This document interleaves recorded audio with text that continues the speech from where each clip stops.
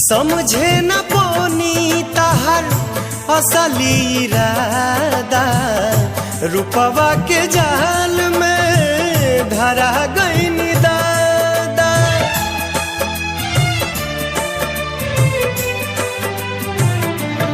ओ समझे न पोनी तहर असली इरादा, रूपवा के जाल में धरा गईन दादा।